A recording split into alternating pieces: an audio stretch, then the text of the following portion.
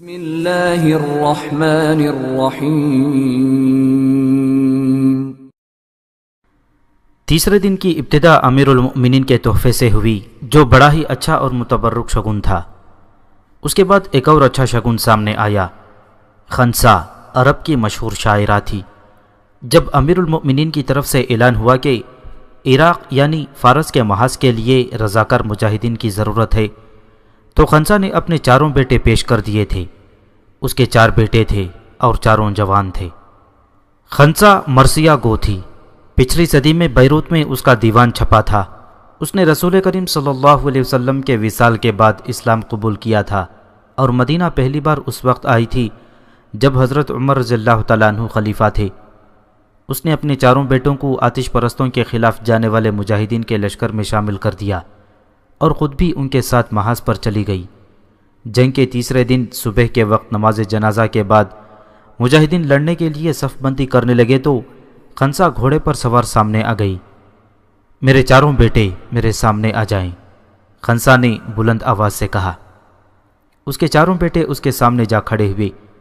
مجاہدین خاموش ہو گئے اور دیکھنے لگے کہ عرب کی یہ عظیم مرثیہ گو اپنے بیٹوں سے کیا کہتی ہے۔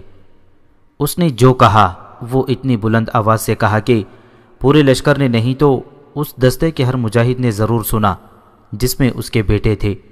اس کے الفاظ بزبان عربی تاریخ میں موجود ہیں۔ میرے عزیز بیٹوں، خنسا نے کہا، تم اپنے ملک پر بوجھ نہیں تھے، نہ قحط پڑ گیا تھا، پھر بھی تم اپنی ضعیف العمر ماں کو یہاں لے آئے اور فارس کے دروازے پر ڈال دیا۔ خدا کی قسم، جس طرح تم ایک ماں کی اولاد ہو اسی طرح تمہارا باپ بھی ایک ہی ہے۔ میں نے تمہارے باپ سے بددیانتی نہیں کی، نہ تمہارے ماموں کو بدنام کیا ہے۔ جاؤ اور آخری سانس تک لڑو۔ چاروں بیٹوں نے تکبیر کا نعرہ لگایا۔ اے ماں، ایک بھائی نے کہا، ہم بھی اپنے باپ کی روح سے بددیانتی نہیں کریں گے، نہ اپنے ماموں کو بدنام کریں گے، نہ تجھے شرمسار ہونے دیں گے۔ بیٹے اپنے دستے میں شامل ہونے کے لیے چلے گئے۔ یا اللہ، ماں نے ہاتھ پھیلا کر دعا کی، میرے بیٹوں کو بچا لینا۔ میدان میں دونوں طرف صف بندی ہو گئی۔ اس روز فارسیوں کی ترتیب بالکل بدلی ہوئی تھی۔ رستم بھی زیادہ چاق و چوبند نظر آتا تھا۔ اس نے یزگرد کا ذاتی دستہ اپنی کمان میں رکھ لیا تھا۔ فارسیوں کا انداز بتا رہا تھا کہ آج وہ مسلمانوں کو فیصلہ کن شکست دینے پر تلے ہوئے ہیں۔ پہلے دن کی لڑائی میں مجاہدین نے ہاتھیوں کو یوں بھگایا تھا کہ ان کے ہودوں کی رسیاں کاٹ کر ہودے گرا دیے اور ان کے سواروں کو ہلاک کر دیا تھا۔ محاوتوں کو بھی مار ڈالا تھا، جس سے ہاتھی بے قابو ہو گئے اور اپنی ہی فوج کی صفیں درہم برہم کرنے لگے تھے۔ مجاہدین نے چند ہاتھیوں کو زخمی بھی کر دیا تھا۔ ہاتھی زخمی نہ ہوتے تو بھی محاوتوں کے بغیر وہ بیکار تھے۔ دوسرے دن ہاتھی ہودوں کی مرمت کے لیے میدان میں نہ لائے گئے تھے۔ تیسرے دن پہلے سے زیادہ ہاتھی میدان جنگ میں لائے گئے، لیکن اس ترتیب میں نہیں جس ترتیب میں وہ پہلے دن لائے گئے تھے۔ اب انہیں ایک دوسرے سے دور دور رکھا گیا تھا اور ہر ہاتھی کے دائیں اور بائیں گھوڑ سوار تھے۔ یہ ہاتھیوں کی حفاظت کا انتظام تھا۔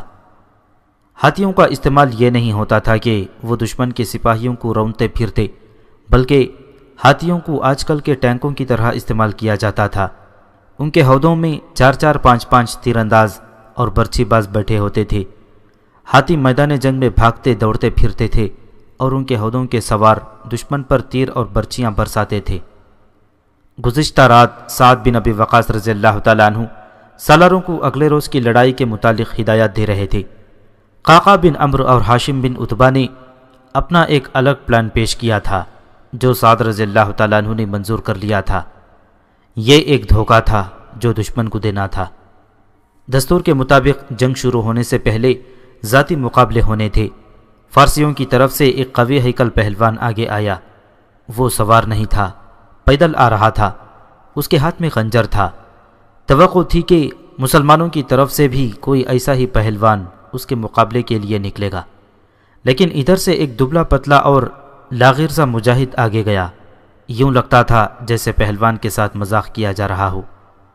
اس مجاہد کے مقابلے میں فارسی پہلوان دیو لگتا تھا۔ فارسیوں کی صفوں سے قہقہا بلند ہوا۔ مجاہد پہلوان کے قریب پہنچا تو پہلوان نے خنجر اپنے کمر بند میں اڑس لیا اور مجاہد کی بغلوں میں ہاتھ رکھ کر اسے اوپر اٹھا لیا۔ پھر اسے ایسا پٹخا کہ مجاہد منہ کے بل گرا۔ پہلوان اوپر کو اسی طرح اچھلا کہ اس نے گرے ہوئے مجاہد پر گرنا تھا۔ اس کا وزن اتنا زیادہ تھا کہ مجاہد کا کچومر نکل جانا تھا، لیکن مجاہد تیزی سے ایک پہلو کی طرف لڑک گیا اور پہلوان زمین پر گرا۔ مجاہد پھرتی سے اٹھا اور خنجر نکال لیا۔ پہلوان تیزی سے نہیں اٹھ سکتا تھا۔ مجاہد نے خنجر اس کی پیٹھ میں اتار دیا، ایک ہی بار نہیں 3 بار۔ وہ آخر پہلوان تھا، اتنی جلدی نہیں مر سکتا تھا۔ اس نے اپنا خنجر نکالا، لیکن مجاہد کا خنجر اس کے دل میں اتر چکا تھا۔ پہلوان کے ہاتھ سے خنجر گر پڑا اور وہ آگے کو جھکا۔ مجاہد نے اس کا خنجر اٹھا کر بڑی زور سے اس کی پیٹھ میں دے مارا اور خنجر وہیں رہنے دیا۔ پہلوان گر پڑا، پھر اٹھ نہ سکا۔ ختم کرو یہ مقابلے، رستم کی آواز گرجی۔ حملہ کرو، 2 ہاتھی دائیں 2 بائیں سے آگے بڑھاؤ، گھڑ سوار ہاتھیوں کا گھیرا ٹوٹنے نہ دیں۔ فارسیوں کے پیادہ دستے آگے بڑھے، ادھر سے مجاہدین آگے کو چلے۔ ابھی دونوں طرف کے پیادے ایک دوسرے کے قریب پہنچے ہی تھے کہ مجاہدین کے دائیں پہلو کی طرف کچھ دور پیچھے سے بہت سے گھڑ سوار سرپٹ گھوڑے دوڑاتے آئے۔ مدد آ گئی۔ مجاہدین کے لشکر سے نعرے گرجنے لگے، کمک آ گئی، اللہ اکبر، اللہ نے مدد بھیج دی ہے۔ یہ دھوکہ پہلے سے طے شدہ تھا۔ یہ 100 سوار تھے جو ان سواروں میں سے تھے جنہیں قعقاع اور ہاشم بن عتبہ نے جنگل میں لے جا کر چھپا دیا تھا۔ طے یہ تھا کہ ادھر سے گھوڑے آئیں گے اور تمام لشکر نعرے لگائے گا کہ کمک آ گئی ہے۔ مقصد یہ تھا کہ فارسی فوج پر نفسیاتی اثر ڈال کر اس کا حوصلہ توڑا جائے۔ مورخ لکھتے ہیں کہ فارسیوں پر اس دھوکے کا اثر تو ہوا، لیکن ان کے جرنیلوں نے اپنی فوج سے یہ کہہ کر اثر زائل کر دیا تھا کہ مسلمان جتنی بھی کمک لے آئیں وہ ہماری فوج جتنی فوج نہیں لا سکتے۔ شہنشاہ فارس اپنا ذاتی حفاظتی دستہ پہلے ہی کمک کے طور پر ہمیں دے چکے ہیں۔ ان 100 سواروں کے ساتھ قعقاع کو ہونا چاہیے تھا، لیکن اس کے بجائے قیس بن حبیرہ ان کا کمانڈر تھا۔ قعقاع میدان جنگ سے پیچھے ایک اور کام میں مصروف تھا۔ لشکر کے ساتھ اونٹ بھی ہوتے تھے جنہیں بار برداری کے لیے استعمال کیا جاتا تھا۔ قعقاع نے 50 سے کچھ زیادہ اونٹ منگوا لیے تھے۔ بعض مورخین نے اونٹوں کی تعداد 100 لکھی ہے۔ قعقاع نے عورتوں کو بلا لیا تھا۔ اس نے پھٹے پرانے کپڑے اور خیمے اکٹھے کر لیے اور عورتوں سے سلائی شروع کرا دی۔ اس نے اونٹوں پر ڈالنے کے لیے برقع نما غلاف سے تیار کر لیے۔ ان ڈھیلے ڈھالے اور بہت سے بڑے غلافوں کو تاریخ نویسیوں نے جھول لکھا ہے۔ یہ بڑی تیزی سے تیار کیے گئے تھے اور ہر اونٹ پر ایک ایک غلاف چڑھا کر اس کے اندر ایک ایک سوار بٹھا دیا گیا۔ اونٹوں کے سر، گردنیں اور سب کچھ غلافوں میں ڈھکا ہوا تھا۔ شتر سواروں کے دیکھنے کے لیے غلافوں میں آنکھوں کے آگے سوراخ کیے گئے تھے۔ ذہانت اور دانش مندی جو عربوں میں تھی وہ کسی اور قوم میں کم ہی پائی جاتی تھی۔ اس قسم کا کام قعقاع کے دماغ کی اختراع تھی، یہ کسی عربی کے ہی دماغ میں آ سکتی تھی۔ اس دھوکے نے میدان جنگ میں مجاہد کا کام آسان کر دیا تھا۔ ادھر سے 100 گھوڑ سوار مجاہدین سرپٹ گھوڑے دوڑاتے آ رہے تھے۔ انہوں نے ان پیادہ دستوں پر حملہ کر دیا جو رستم نے آگے بڑھائے تھے، لیکن سوار رکے نہیں۔ وہ پیادہ فارسیوں کو کاٹتے اور انہیں درہم برہم کرتے آگے نکل گئے۔ انہوں نے رک کر نہیں لڑنا تھا۔ ہاتھیوں کو آگے لاؤ، رستم کی آواز گرجی۔ گھوڑ سوار ہاتھیوں کو اپنے گھیرے میں رکھیں، اتنی تیر اور برچیاں برساؤ کہ ایک بھی عربی زندہ نہ رہے۔ 2 ہاتھی دائیں سے اور 2 بائیں سے چلے آ رہے تھے۔ فیل سواروں نے ہودوں سے مسلمانوں پر تیر اندازی شروع کر دی، جس سے مسلمانوں میں ابتری پھیلتی چلی جا رہی تھی۔ قعقاع نے غلافوں میں لپٹے ہوئے اونٹوں کو آگے بڑھا دیا۔ اس نے ان کے سواروں کو ہدایت دے رکھی تھی۔ اونٹ بکھر گئے اور ہاتھیوں کی طرف گئے۔ ہاتھیوں کے محافظ گھوڑ سواروں نے گھوڑے اونٹوں کی طرف موڑے۔ سواروں نے تو دیکھ لیا تھا کہ غلافوں کے اندر اونٹ ہیں، لیکن گھوڑوں اور ہاتھیوں میں اتنی عقل نہیں تھی کہ وہ سمجھ سکتے کہ یہ کیا ہے۔ ایسا ہیبتناک جانور انہوں نے کبھی نہیں دیکھا تھا۔ ان کے لیے یہ بھوت اور دیو تھے۔ گھوڑے بدک بدک کر پیچھے ہٹنے اور ادھر ادھر ہونے لگے۔ ہاتھیوں کے گرد انہوں نے جو حصار باندھ رکھا تھا وہ ٹوٹ گیا تھا۔ شتر سوار اونٹوں کو ہاتھیوں کے سامنے لائے تو ہاتھی بھی چنگھاڑتے ہوئے پیچھے کو بھاگے۔ گھوڑے سواروں کے اور ہاتھی مہاوتوں کے قابو سے نکل گئے۔ رستم اس روز خاصا آگے آ کر حکم دے رہا تھا۔ اس نے مسلمانوں کا یہ تماشا دیکھا تو اس نے بڑے غصے سے حکم دیا کہ سوار دستے کو آگے بڑھا دیا جائے۔ सवार दस्ते तैयार थे। हुक्म मिलते ही घोड़े सरपट दौड़े। इधर मुजाहिदीन का सवार दस्ता आगे बढ़ा। काका ने ऊंटों को आगे कर दिया था। फारसियों के घोड़े डर डर कर इधर उधर होने लगे। मत डरो, रुस्तुम चिल्लाया, ये ऊंट हैं, उन पर गिलाफ चढ़े हुए हैं। एक तो हजारों घोड़ों के दौड़ने के शोर में रुस्तुम की आवाज़ सवारों तक नहीं पहुंच रही थी। दूसरी दुश्वारी ये थी कि घोड़े रुस्तुम की जुबान नहीं समझते थे। अब जंगल में से छुपे हुए कमोबेश 500 घोड़सवार निकले। उनकी क़ियादत सालार हाशिम बिन उतबा कर रहा था। मुजाहिदीन के लश्कर ने एक बार फिर नारे लगाने शुरू कर दिए, कमक आ गई, मदद आ गई। कोई कमक और कोई मदद नहीं आई थी। यह भी एक धोखा था जो दुश्मन को दिया जा रहा था। इसी लश्कर के चंद हजार घुड़सवारों को जंगल में छुपा दिया गया था। दूसरा धोखा ऊंटों पर गिलाफ चढ़ाकर दुश्मन के हाथियों और घोड़ों को दिया जा रहा था। हाशिम बिन उतबा के सवारों ने पहलू की तरफ फारस के बढ़ते हुए सवार दस्ते पर हमला कर दिया। सामने से मुजाहिदीन ने उनसे टक्कर ली। फारसियों के घोड़े ऊंटों से भिटके हुए बिखर गए थे। मुजाहिदीन ने उन्हें बहुत नुकसान पहुंचाया, लेकिन गिलाफों वाले ऊंट अपने घोड़ों को भी डरा रहे थे। उसके साथ ही फारसी प्यादों ने ऊंटों को जख्मी करना शुरू कर दिया। साद बिन अबी वक़ास रज़ियल्लाहु तआला अन्हु महल के बालाखाने से देख रहे थे। उन्होंने पैगाम लिखकर नीचे फेंका, जो कासिद ने फ़ौरन कायम मुकाम सिपह सालार खालिद बिन उर्तफ़ा तक पहुंचा दिया। ऊंटों को फ़ौरन पीछे लाओ, उनसे अपने घोड़े भी डर रहे हैं और ये ज़ख्मी भी हो रहे हैं। ऊंटों को मैदान से निकाल लिया गया। यह धोखा खासा कामयाब रहा था, लेकिन रुस्तुम के पास नफरी की कमी नहीं थी, सवारों की कमी नहीं थी और उसके तमाम हाथी महफूज थे। रुस्तुम ने सवार दस्तों से ताबड़तोड़ हमले शुरू कर दिए। हाशिम बिन उतबा और काका के घुड़सवार पहलुओं से आकर हमले करते थे। उन हमलों से मुजाहिदीन पर फारसियों का दबाव कम हो जाता और मुजाहिदीन ज़रा संभल जाते और लम्हा दो लम्हा दम ले लेते थे। बाज़ औक़ात फ़ारसी ऐसा शदीद और इतना सख्त हल्ला बोलते थे कि मुजाहिदीन को पीछे हटना पड़ता था, और 2-3 मरतबा यूं भी हुआ कि मुजाहिदीन इतना पीछे हट आए कि गुमान होता था जैसे अब आगे नहीं बढ़ सकेंगे। मुजाहिदीन की एक महरूमी तो ये थी कि उनकी नफरी दुश्मन के मुकाबले में बहुत कम थी। ये 1 और 3 का मुकाबला था। दूसरी कमज़ोरी ये पैदा हो गई थी कि तीसरा दिन था, मुजाहिदीन मुसलसल लड़ रहे थे और उनके जिस्म शल हो गए थे। उनके मुकाबले में फ़ारस की फ़ौज इतनी ज़्यादा थी कि उसके दस्ते बारी बारी आराम कर लेते थे। बाज़ दस्ते पूरा पूरा दिन लड़ाई में शामिल ही नहीं होते थे। मुजाहिदीन अब जिस्मानी तवानाई से नहीं, रूहानी ताकत से लड़ रहे थे, और वो उसी अल्लाह से मदद मांग रहे थे जिसकी राह में वो लड़ रहे थे।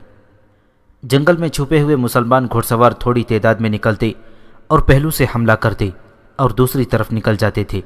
साद बिन अबी वक़ास रज़ियल्लाहु तआला अन्हु ने लश्कर पर दबाव कम करने के लिए हाशिम बिन उतबा को पैगाम भेजा कि अब अपने हमलों का तरीक़ा बदल दो।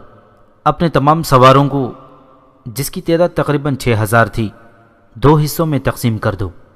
दूर पीछे एक हिस्से को दाएं और दूसरे को बाएं ले जाकर दुश्मन पर पहलुओं से हमला करो।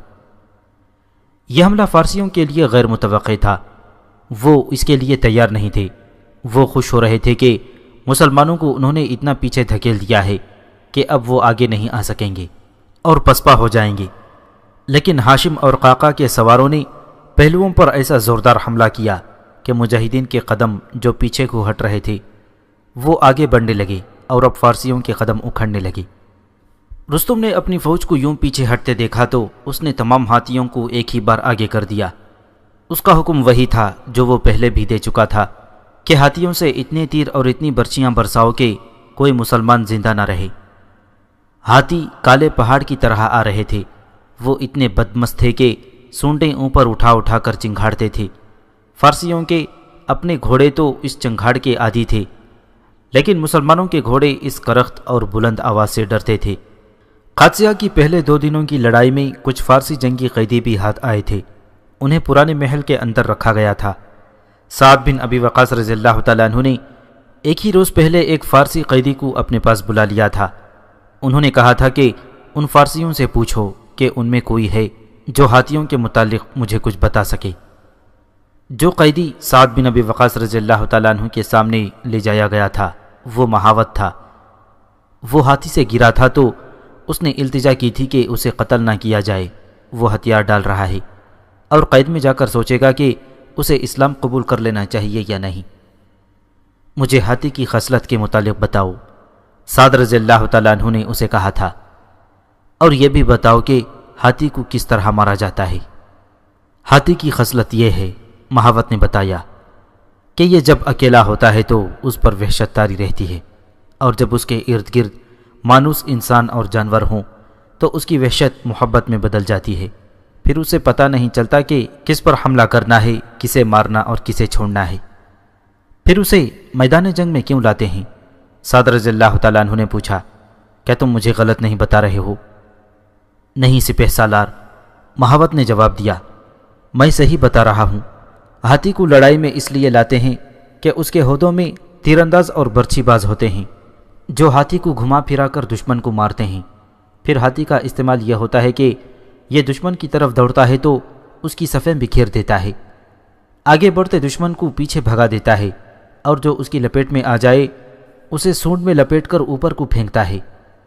وہ آدمی اتنی بلندی سے گر کر مر جاتا ہے اور کسی کو ٹکر مار کر گرا دیتا ہے اور اس پر پاؤں رکھ کر کچل دیتا ہے۔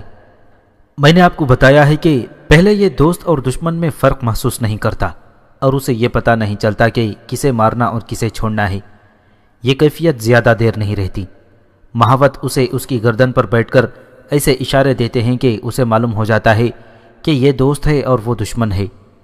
آپ نے پوچھا ہے کہ اسے کس طرح مارا جاتا ہے۔ میں مہاوت ہوں، صرف مہاوت ہی بتا سکتا ہے کہ ہاتھی سے دوست اور دشمن کی پہچان کس طرح کرائی جاتی ہے۔ ہاتھی کو جان سے مارنا آسان نہیں، اسے برچیاں اور تلواریں مارتے چلے جاؤ، یہ مقابلہ کرے گا اور جو اس کی زد میں آئے گا اسے جان سے مار دے گا۔ ہاتھی کو بیکار کرنے کے لیے اس کی آنکھوں میں برچھی مارو اور اس کی سونڈ کاٹ دو۔ اب جنگ کے تیسرے روز فارسیوں نے ہاتھیوں کو ایک صف میں آگے بڑھا دیا تھا۔ علامہ بلازری نے لکھا ہے کہ ان میں دو ہاتھی غیر معمولی طور پر بہت بڑے اور ہیبت ناک تھے۔ ان میں ایک تو وہی سفید ہاتھی تھا جس کا ذکر پہلے آ چکا ہے، اور دوسرا سیاہ رنگ کا تھا۔ سفید کا نام ابیض اور سیاہ کا نام اجرب تھا۔ سعد رضی اللہ تعالیٰ عنہ نے خاص طور پر دیکھا کہ جس طرح یہ دونوں جاتے ہیں باقی ہاتھی اسی طرف جاتے ہیں۔ یہ دونوں بہت ہی بدمست لگتے تھے۔ ان سب ہاتھیوں نے آگے آ کر قیامت برپا کر دی۔ ان کے ہودوں سے تیروں اور برچھیوں کی بوچھاڑیں آتی تھیں، اور ہاتھیوں کو دیکھ کر گھوڑے اور آدمی ڈر ڈر کر بھاگ رہے تھے۔ سعد بن ابی وقاص رضی اللہ تعالیٰ عنہ یہ صورتحال دیکھ کر پریشان ہو گئے۔ انہیں بہاوت کی باتیں یاد آ گئیں۔ انہوں نے بالا خانے کی کھڑکی کے نیچے کھڑے قاصد سے کہا کہ قاقا اور عاصم سے کہو کہ فوراً میرے پاس آئیں۔ قاقا اور عاصم لڑائی سے نکل کر سعد رضی اللہ تعالیٰ عنہ کے پاس آ گئے۔ کون ہے تم دونوں کے سوا جو ان ہاتھیوں کو روک سکتا ہے؟ سعد رضی اللہ تعالیٰ عنہ نے کہا، ہاتھیوں کی آنکھوں میں برچھی مارو، ان کی سونڈیں کاٹ دو، تم دونوں سفید ہاتھی کو سنبھالو۔ ان دونوں کے جانے کے بعد سعد رضی اللہ تعالیٰ عنہ نے بنو اسد کے دو مشہور بہادروں حمال بن مالک اور ربیل عمرو کو بلایا اور انہیں کہا کہ وہ سیاہ ہاتھی کو سنبھالیں۔ انہیں بھی کہا تھا کہ ہاتھی کی آنکھ میں برچھی ماریں۔ ہاتھیوں کی آنکھوں میں برچھی مارنا تو کوئی مشکل کام نہیں تھا۔ مسلمانوں میں ایسے ماہر برچھی باز موجود تھے جو کچھ فاصلے سے صحیح نشانے پر برچھی پھینکنے کی مہارت رکھتے تھے، لیکن کسی ہاتھی کے قریب جانا خودکشی کے برابر تھا۔ ان کے ہودوں سے تیر اور برچیاں آتی تھیں۔ قاقا اور عاصم نے سفید ہاتھی تک پہنچنے کا یہ طریقہ اختیار کیا کہ چند ایک سواروں اور چند ایک پیادوں کو آگے بھیجا کہ وہ ہاتھی کو گھیرے میں لے لیں۔ تین چار سوار تیر اندازوں نے کہا کہ وہ ہودے میں بیٹھے ہوئے تیر اندازوں پر تیر پھینکتے رہیں تاکہ وہ سر اوپر نہ کر سکیں۔ سوار اور پیادہ مجاہدین خون ریز معرکہ لڑ کر ہاتھی تک پہنچ گئے۔ ایک سوار نے لمبے نیزے سے مہاوت کو گرا لیا۔ تیر اندازوں نے ہودے پر تیر پھینکنے شروع کر دیے۔ فیل سوار ہودے میں سر نیچے کر کے دبک گئے۔ قاقا اور عاصم گھوڑوں سے اتر کر ہاتھی کی طرف دوڑے۔ ان کے ہاتھوں میں برچیاں تھیں۔ مشکل یہ تھی کہ ہاتھی سر کو دائیں بائیں کرتا تھا۔ اس نے ذرا سا سر ساکن کیا تو قاقا اور عاصم کی برچیاں اس کی آنکھوں میں اتر گئیں۔ ہاتھی بڑی زور سے چنگھاڑا اور سونڈ اوپر نیچے مارنے لگا۔ قاقا نے برچی پھینک کر تلوار نکالی اور ایک ہی بھرپور وار سے سونڈ مستک سے الگ کر دی گئی۔ ادھر بنو اسد کے جانبازوں حمال اور ربیل نے سیاہ ہاتھی پر بالکل اسی طرح حملہ کیا، لیکن اس کی صرف ایک آنکھ میں برچھی داخل ہو سکی۔ ان جانبازوں میں سے کسی ایک نے اس ہاتھی کی بھی سونڈ کاٹ دی۔ سیاہ ہاتھی تو چیختا چنگھاڑتا فارسیوں کی طرف دوڑ پڑا اور انہیں کچلتا گیا۔ وہ گھوڑوں کو ٹکریں مارتا تھا اور گھوڑے بدک بدک کر بے لگام ہوتے اور بھاگتے تھے۔ فارسیوں کی ترتیب تباہ ہو گئی۔ مسلمانوں کے لیے یہ موقع اچھا تھا۔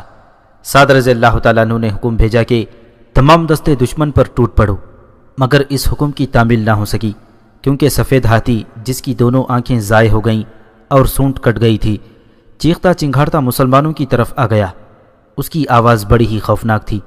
گھوڑے بھی اور انسان بھی اس سے بچنے کے لیے اندھا دھند بھاگ رہے تھے۔ یہ دونوں ہاتھی باقی ہاتھیوں کے سردار تھے، اس لیے کچھ سیاہ ہاتھی کے پیچھے چلے گئے اور کچھ سفید ہاتھی کے پیچھے۔ یہ دونوں ہاتھی خطرے کے وقت کی آوازیں نکالتے تھے جو ہر ہاتھی سمجھتا ہے، اس لیے تمام ہاتھی بے قابو ہو کر بھاگ رہے تھے۔ وہ اپنوں کو بھی دشمن سمجھ رہے تھے۔ سیاہ اور سفید ہاتھیوں کے ماتھوں پر جہاں سے سونٹیں کٹی تھیں، خون آبشار کی طرح گر رہا تھا۔ دونوں طرف کے لشکر بری طرح اکھڑے اور بکھر گئے تھے، اور ہاتھیوں نے دونوں طرف کے کئی آدمی مار ڈالے تھے۔ سیاہ ہاتھی دریا کی طرف جا رہا تھا، سب ہاتھی اس کے پیچھے گئے۔ سفید ہاتھی بغیر آنکھوں کے دیکھ تو نہیں سکتا تھا، لیکن کانوں سے آواز کی سمت معلوم کر سکتا تھا۔ اس کے ہاتھیوں کی آوازیں کدھر سے آ رہی تھیں، وہ اسی سمت کو دوڑ پڑا۔ سیاہ ہاتھی دریا میں اتر گیا۔ تمام ہاتھی اس کے نقش قدم پر چلتے ہوئے دریا میں اتر گئے۔ سفید ہاتھی بھی دریا پر پہنچ گیا اور اپنے ساتھیوں کے پیچھے گیا۔ اس کے بعد یہ ہاتھی کبھی نہ نظر آئے۔ ہاتھیوں کے مقابلے کے سلسلے میں ایک اور جانباز کا ذکر ضروری معلوم ہوتا ہے۔ مورخوں نے اسے خاص طور پر خراج تحسین پیش کیا ہے۔ یہ تھا عمرو مادی کرب، جس کی بہادری کی داستانیں حیرت انگیز ہیں۔ ہاتھیوں کو بیکار کرنے کے لیے اس نے ایسی جرأت کا مظاہرہ کیا جسے خودکشی کی کوشش کے سوا اور کیا کہا جا سکتا ہے۔ اس نے جب قعقاع، عاصم، حمال اور ربیل کو سفید اور سیاہ ہاتھیوں پر حملہ کرتے دیکھا تو اپنے قبیلے سے مخاطب ہوا۔ میں اپنے سامنے والے ہاتھی پر حملہ کرنے جا رہا ہوں، اس نے کہا، تم میرا ساتھ دینا، ورنہ مادی کرب مارا گیا تو دوسرا مادی کرب پیدا نہ ہوگا۔ اس نے تلوار تانی اور سامنے والے ہاتھی کی طرف دوڑ پڑا اور اس ہاتھی تک پہنچ بھی گیا تھا، لیکن ان فارسیوں نے جو ہاتھی کے ارد گرد تھے اسے گھیر لیا۔ گرد اتنی زیادہ تھی کہ مادی کرب کے ساتھی دیکھ نہ سکے کہ اس پر کیا بیت رہی ہے۔ عین اس وقت فارسیوں کے کچھ دستوں نے مجاہدین کے لشکر کے اس طرف حملہ کر دیا۔ ایسا گھمسان کا رن پڑا کہ مادی کرب کا کسی کو خیال ہی نہ رہا۔ اس کے فوراً بعد سفید اور سیاہ ہاتھیوں نے اودھم مچایا تو دونوں لشکروں کے درمیان میدان خالی ہو گیا۔ تب مادی کرب نظر آیا۔ یہ پہچانا نہیں جاتا تھا کیونکہ سرتاپا وہ خون میں نہایا ہوا تھا۔ اس کے جسم میں اتنی برچیاں لگی تھیں کہ زخم گنے نہیں جاتے تھے، پھر بھی تلوار اس کے ہاتھ میں تھی اور وہ گرا نہیں تھا۔ حیران کن امر یہ تھا کہ دوسرے دن مادی کرب لڑائی میں موجود تھا۔ ہاتھیوں نے دونوں طرف کے لشکروں کو بکھیر دیا تھا، نہ کوئی ترتیب رہی نہ جمعیت رہی۔ اپنے اپنے لشکر کو یکجا کرنے کے لیے ادھر سالاروں اور ادھر جرنیلوں کو بہت بھاگ دوڑ کرنی پڑی تھی۔ مسلمان تعداد میں تھوڑے تھے، اس لیے انہوں نے فارسیوں سے پہلے صف بندی کر لی۔ سعد بن ابی وقاص رضی اللہ تعالیٰ عنہ نے بالا خانے سے ایک پیغام لکھوا کر پھینکا جو قائم مقام سپہ سالار خالد بن ارتفا کے نام تھا۔ پیغام یہ تھا، سارے لشکر کو یہ پیغام پڑھ کر سنا دو، ہاتھیوں کا میدان سے بھاگ کر دریا میں چلے جانا اللہ کا اشارہ ہے کہ فتح ہماری ہوگی۔ میں جانتا ہوں تمہارے جسم ٹوٹ پھوٹ گئے ہیں، پھر بھی ثابت قدم رہو۔ آج کا دن اور آج کی رات آتش پرستوں کے لشکر کو نہ دیکھو۔ تم دیکھو گے کہ جس طرح ان کے ساتھی دریا میں ڈوبے ہیں اسی طرح یہ بھی دریا میں کودیں گے۔ اللہ ہمارے ساتھ ہے۔ شاید یہ پیغام رستم کے کانوں تک پہنچ گیا تھا، یا ان فلک شگاف ناروں نے رستم کو مشتعل کر دیا تھا جو مجاہدین نے اپنے سپہ سالاروں کا پیغام سن کر لگائے تھے۔ اس پیغام کو وہ اللہ کا پیغام سمجھ رہے تھے۔ رستم نے اپنے آدھے سے زیادہ دستوں کو حملے کا حکم دے دیا۔ مورخوں نے لکھا ہے کہ رستم نے ہاتھیوں کی خفت کو مٹانے کے لیے اتنا زبردست حملہ کرایا تھا۔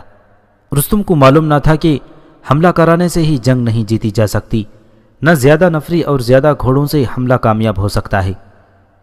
حملے نفری کے زیادہ ہونے سے نہیں بلکہ حوصلہ اور جذبہ زیادہ ہونے سے کامیاب ہوا کرتے ہیں۔ فارس کی فوج کا جذبہ یہی دیکھ کر کمزور ہوتا جا رہا تھا کہ مسلمانوں کی نفری کم ہوتی جا رہی ہے اور وہ پہلے سے زیادہ قہر اور غضب سے لڑ رہے ہیں۔ فارسیوں کو ہاتھیوں پر بھروسہ تھا۔ ان کا خیال تھا کہ ہاتھی ان کا کام آسان کر دیتے ہیں اور ہاتھیوں کی وجہ سے ان کے حملے کے لیے زمین ہموار ہو جاتی ہے۔ وہ یہ دیکھ کر بھی مسلمانوں سے مرعوب ہو گئے تھے کہ انہوں نے ہاتھیوں کو بھگا دیا ہے۔ جنگ قادسیہ کی روز بروز لڑائیوں کو تفصیل سے لکھنے والے تاریخ نویسیوں اور وقائع نگاروں نے لکھا ہے کہ رستم کسی خوش فہمی میں مبتلا نہیں تھا۔ اس نے محسوس کر لیا تھا کہ مسلمانوں کو شکست دینا کوئی آسان کام نہیں، کم از کم آدھی فوج مروانی پڑے گی۔ وہ اپنی فوج کا مورال بھی دیکھ رہا تھا جو ٹوٹتا پھوٹتا نظر آ رہا تھا۔ اس کے پاس اب یہی ایک طریقہ رہ گیا تھا کہ اپنی پوری فوج کو مسلمانوں پر چڑھا دے۔ رستم نے یہی طریقہ اختیار کیا اور اپنی فوج سے ہجوم کی صورت میں حملہ کرا دیا۔ عصر کا وقت ہو گیا تھا، سورج جنگل کے پیچھے جا رہا تھا۔ لڑائی ایسی صورت اختیار کر گئی تھی کہ نہ رستم کو پتہ چل رہا تھا نہ سعد بن ابی وقاص رضی اللہ تعالیٰ عنہ کو کہ اس گرد و غبار کے اندر کیا ہو رہا ہے، کس کا پلڑا بھاری ہے، کون غالب اور کون مغلوب ہے۔ سلمہ، سعد بن ابی وقاص رضی اللہ تعالیٰ عنہ نے اپنی بیوی سے کہا، اللہ جب کسی کام کا ارادہ کر لیتا ہے تو اس کے ارادے اور اس کے فیصلے کوئی نہیں بدل سکتا۔ ہم ناچیز بندے اللہ کے حضور صرف التجا کر سکتے ہیں۔ اللہ دیکھ رہا ہے، سلمہ نے کہا، دلوں میں چھپی ہوئی نیتوں کو وہ جانتا ہے۔ سورج غروب ہو گیا، شام گہری ہونے لگی مگر لڑائی جاری رہی۔ محمد حسین ہیکل نے کچھ حوالے دے کر لکھا ہے کہ اس وقت لڑائی رک جانی چاہیے تھی لیکن نہ رکی۔ وجہ یہ تھی کہ فارس کے جرنیل اسی شام جنگ کا خاتمہ چاہتے تھے۔ وہ اس دن کی لڑائی کو فیصلہ کن بنانے کی کوشش میں تھے اور اس ارادے اور کوشش میں رستم کا ذرا سا بھی عمل دخل نہ تھا۔ مجاہدین کے سالاروں نے بھی یہی ٹھان لی تھی کہ آج اس جنگ کا فیصلہ کرنا ہے۔ رات تاریک ہو گئی تو اپنے پرائی کی پہچان ختم ہو گئی۔ مجبوراً لڑائی روکنی پڑی، چونکہ یہ بڑی ہی خونریز اور قیامت خیز جنگ تھی اور اس معرکے میں مسلمانوں نے بڑے ہی بلند اور مسلسل نعرے لگائے تھے۔ اس لیے اس رات کو لیلۃ الریر کا نام دیا گیا۔ یہ جنگ کا تیسرا دن تھا، اسے یوم عماس کا نام دیا گیا تھا۔ دو مورخوں نے لکھا ہے کہ لڑائی ساری رات جاری رہی۔ یہ صحیح نہیں، رات کے پہلے پہر میں ہی لڑائی ختم ہو گئی تھی۔ اس کے بعد رات کو ایک شبخون مارا گیا تھا، جس کی وجہ یہ ہوئی تھی کہ مخبروں نے سعد بن ابی وقاص رضی اللہ تعالیٰ عنہ کو اطلاع دی کہ رستم ایک ٹولی بھیج رہا ہے جو مجاہدین کے کیمپ میں شبخون مارے گی۔ مسلمانوں میں ایک خوبی یہ تھی کہ وہ سوئے ہوئے ہوتے تو بھی ذہنی طور پر بیدار رہتے تھے۔ ان کا مخبری اور جاسوسی کا نظام مضبوط اور قابل اعتماد اور کارگر ہوتا تھا۔ قادسیہ کی جنگ میں یہ نظام بروقت کام آیا۔ تاریخ میں شہادت ملتی ہے کہ رستم نے رات کو لڑائی ہار جیت کے بغیر ختم ہونے کے بعد اپنے جرنیلوں کو بلایا اور ہمارا نوجوان بادشاہ محل میں اپنی ماں کے پاس بیٹھا حکم پر حکم بھیج رہا ہے۔ رستم نے کہا، کہتا ہے یہ چند ایک صحرائی ڈاکو تم سے سنبھالے نہیں جاتے، آخر وجہ کیا ہے؟ کیا تم حوصلہ ہار بیٹھے ہو یا فوج کا دمخم ٹوٹ گیا ہے؟ ہر بار اس کا یہی حکم آتا ہے کہ کل صبح مجھے فتح کی اطلاع ملے۔ اب اسے اطلاع ملے گی کہ مسلمانوں نے ہاتھیوں کو بھگا دیا ہے اور تمام ہاتھی دریا میں بہہ گئے ہیں تو وہ اور زیادہ حیران اور پریشان ہوگا۔ میں خود بھی چاہتا ہوں کہ لڑائی طول نہ پکڑے۔ اس کا یہی ایک طریقہ ہے کہ آج رات نہ آرام کیا جائے نہ مسلمانوں کو آرام کرنے دیا جائے، صرف 500 جانباز منتخب کریں اور ابھی میرے پاس لے آئیں۔ اس وقت مسلمان زخمیوں کو اٹھا رہے ہیں، ان کی عورتیں ان کے ساتھ ہیں، ان کے گھوڑے الگ بندھے ہوئے ہیں، مسلمان اس وقت نہتے ہیں۔ یہ 500 جانباز پیچھے سے جائیں گے اور مسلمانوں پر حملہ کر دیں گے۔ ان کی عورتوں میں بھگدڑ مچ جائے گی، جتنی عورتیں پکڑی جا سکیں پکڑ لائیں، مسلمانوں کا قتل عام کریں، ان کے گھوڑوں کو کھول کر بھگا دیں۔ مجھے اطلاع ملی ہے کہ ان کا سپہ سالار بیمار پڑا ہے اور قدیس کے بالا خانے سے میدان جنگ کو دیکھتا ہے اور حکم بھیجتا رہتا ہے، 4 ایسے دلیر اور عقل مند جانباز تیار کرو جو اس قدیم محل میں داخل ہو کر سپہ سالار کو قتل کریں گے۔ ہمارے آدمی تباہی مچا کر واپس آ جائیں گے۔ صبح تک مسلمان لڑنے کے لیے تیار نہیں ہو سکیں گے۔ ہم سورج نکلنے سے پہلے ان پر حملہ کر دیں گے اور انہیں گھیرے میں لے کر ماریں گے۔ رستم کے جرنیلوں نے رستم کے اس اقدام کو بہت سراہا اور اسی وقت 500 جانباز تیار کر لیے گئے۔ ان میں سے 4 وحشی آدمیوں کو سعد بن ابی وقاص رضی اللہ تعالیٰ عنہ کے قتل کا کام سونپا گیا۔ ان میں سے ایک قدیس محل کے اندر سے بھی واقف تھا اور وہ ان سیڑھیوں سے بھی واقف تھا جو بالا خانے تک جاتی تھیں۔ معمولی سا اختلاف پایا جاتا ہے کہ سعد بن ابی وقاص رضی اللہ تعالیٰ عنہ کو رستم کے اس شبخون کے فیصلے کی قبل از وقت اطلاع کس نے دی تھی۔